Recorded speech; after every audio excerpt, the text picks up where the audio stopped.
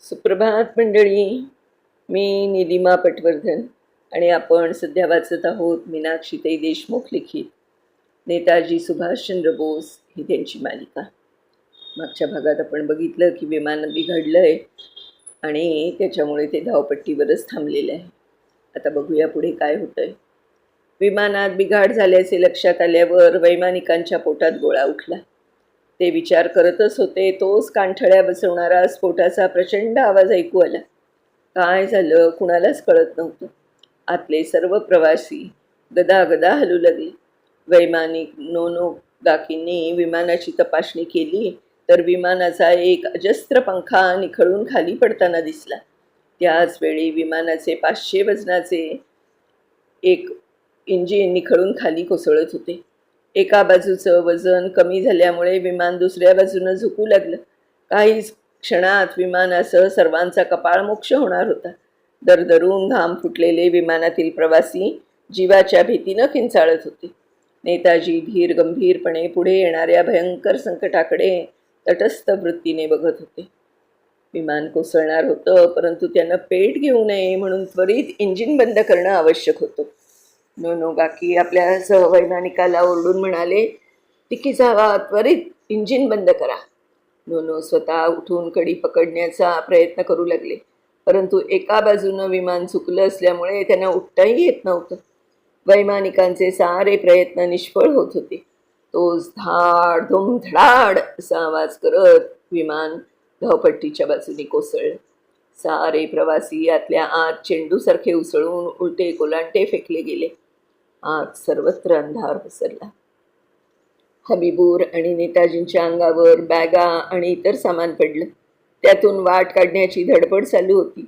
आतल्या आत सगळे कोंडले होते. विमानात वेगानं उष्णता वाढू लागली.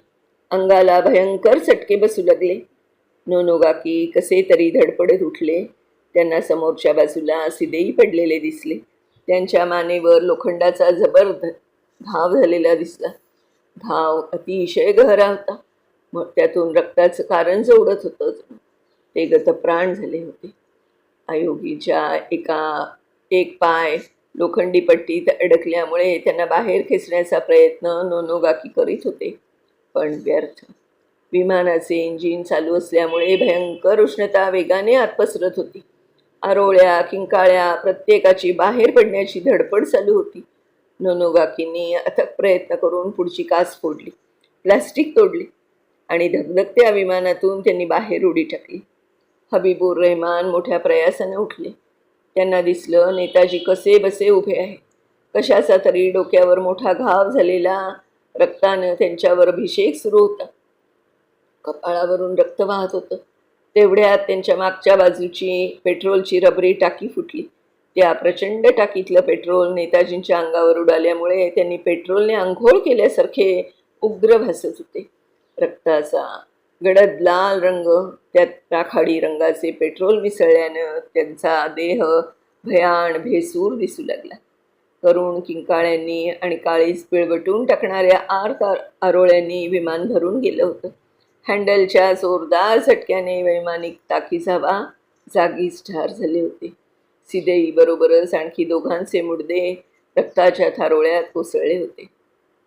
तेवढ्यात विमानानं बाहेरून पेट घेतल्याचं हबीबूरच्या लक्षात आलं.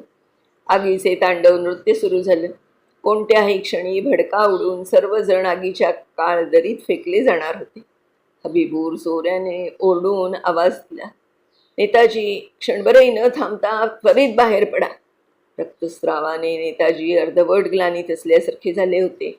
तरी महत् प्रयासाने नेताजी मागच्या बाजूने गेले, परंतु वाटेतच सामानाचा मोठा ढीग पडल्यामुळे दरवाजा आतून जाम झाला होता.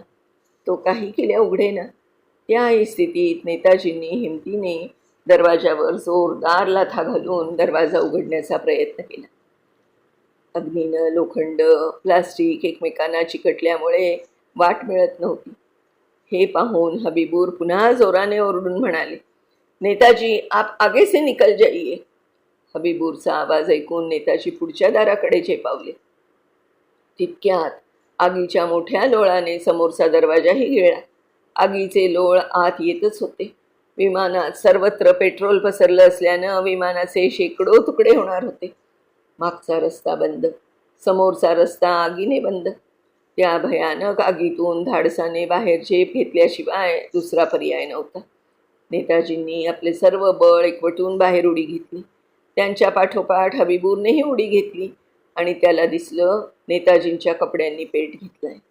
त्यांच्या अंगावरचे पेट्रोलने भिजलेले कपडे जळत होते. त्यावेळी ते नेताजी नव्हतेच, तर आकाशातून कोसळणारी एखादी तेजस्वी अग्निदेवताच भासत होते. नेताजींच्या रक्तासाठी अग्नी, वायू, धरती अगदी तुटून पडले होते. हवेमुळे आग अधिकच भडकत होती. तिथे असलेल्या वाळूत नेताजी गडाबडा लोळत होते. पण आग इतकी भयंकर होती की ती विजता विझत नव्हती. हबीबूरने आपल्या अंगावरच्या ठणकत्या जखमांची पर्वा न करता ते नेताजींना लागलेली आग विझवण्याचा प्रयत्न करीत होते. नेताजींच्या अंगातल्या स्पंजचे जॅकेटमध्ये भरपूर पेट्रोल भरले गेल्याने आग काही केल्या आटोक्यात येत नव्हती. हबीबूर त्यांच्या अंगावरचे कपडे ओढून काढण्याचा प्रयत्न करीत होते, परंतु दुर्दैवानं त्यांनी बांधलेला पट्टा घट्ट चिकटून बसला होता. पट्टा निघत नव्हता. आगीच्या धुराळ्यात पट्ट्याचा हुक सापडत नव्हता. आता तर अग्निदेवता नेताजींच्या अंगाखांद्यावर खेळत होती जणू. त्या मलमली जॅकेटाने दावा साधला. स्पंजमध्ये मुरलेलं पेट्रोल धडाडून पेटत होतं. अग्नीनं त्यांना जणू आपल्या मिठीतच घेतलं होतं. हबीबूरचे हातही नेताजींना वाचवताना अतिशय जळले होते. त्याची पर्वा न करता आपले प्राण पणाला लावून हबीबूर आझाद हिंदच्या पंचप्राणाला वाचवण्याची जीव तोडून कोशिश करत होते. एकदाचे त्यांच्या अंगावरचे जळके जॅकेट काढून त्यांना मोकळं केलं. तेवढ्यात तैपई विमानतळावरचे तोफदलाचे सैन्य धावून आले. त्यांनी नेताजी आणि हबीबूरच्या अंगावर वाळू फेकली. अंगावर जाड कपडे गुंडाळले. शेवटी पाणी ओतून वाळू फेकून आगीपासून नेताजींची कशी तरी सुटका झाली.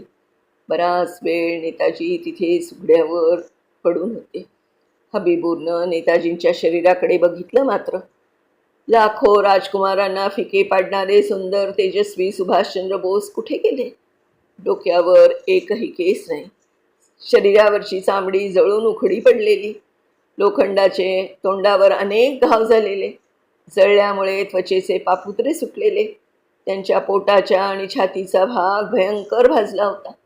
पापण्या, ओठ, नाक सगळं अग्नी भस्मसात झालं होतं.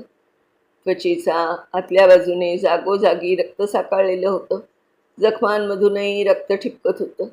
कसे तरी डोळे उघडण्याचा नेताजी प्रयत्न करीत होते. मघापासून आगीशी झुंज देताना हबीबूरला काही जाणवलं नाही, परंतु आता नेताजींचं ते विद्रूप होऊन त्याचा धीर सुटला. त्याचेही अनेक ठिकाणी शरीर पोळलं होतं. सर्वांगात असंख्य वेदनांचा मोहोळ उठला होता आणि नेताजींच्या विद्रूप रूपाकडे बघताना त्यांचं मस्तक गरगरलं. गात्र शिथिल झालं आणि ते नेताजींच्या शेजारीच कोसळले. तैपेई शहराच्या बाहेर एक मोठं सर्व सोयींनी युक्त असं हॉस्पिटल होतं, परंतु सततच्या वाढत्या हवाई हल्ल्याच्या भीतीने आतील आधुनिक उपकरणं दुसरीकडे हलवली होती. आता ते हॉस्पिटल औपचारिक राहिलं होतं. 18 ऑगस्ट 1945ची दुपार. एक वरिष्ठ जपानी डॉक्टर टी योशिमी अस्वस्थपणे हॉस्पिटलमध्ये बसून होते. कधी एकदाचे या हॉस्पिटलचा पसारा गुंडाळून टोकियोला जातो असं त्यांना झालं होतं. ते अशा विचारात असतानाच फोन वाजला. हॅलो, पलीकडून गंभीर असा आवाज आला. मी एअरपोर्टवरून बोलतोय. इथे एक विमान कोसळलं आहे. काही जण अतिशय गंभीर जखमी झालेले आहे. रुग्णांना घेऊन येत आहोत. आपण तयारीत राहा. परिस्थिती कशीही असली तरी डॉक्टर आपल्या कर्तव्याला विसरत नसतो. ते नर्सेस, स्ट्रेचर इत्यादी सामग्रीसह हॉस्पिटलच्या दारात उभे राहिली. तेवढ्यात भर वेगानं ॲम्ब्युलन्स इस्पितळाच्या दारात आली. नेताजींचा देह स्ट्रेचरवरून उतरवण्यात आला. तेवढ्यात 2 लष्करी जीप्स तिथे आल्या. अनेक जपानी अधिकारी उड्या टाकत पुढे धावत स्ट्रेचर ओढू लागले. एक लष्कर अधिकारी ओरडून म्हणाला, डॉक्टर त्वरा करा. Doctor, he is Chandra Bose of India. ऐकून योशिमीच्या अंगावर रोमांच उभे राहिले. योशिमींनी नेताजींना प्रत्यक्ष बघितलं नव्हतं, परंतु पूर्व आशियातील सर्व वृत्तपत्रातून आलेल्या बातम्या आणि छायाचित्र त्यांनी पाहिली होती. एक थोर हिंदी नेता या नात्यानं ते चांगलेच ओळखत होते. डॉक्टर याशिमींनी सूत्रे हाती घेतली. नेताजींची प्रकृती अतिशय अत्यवस्थ होती.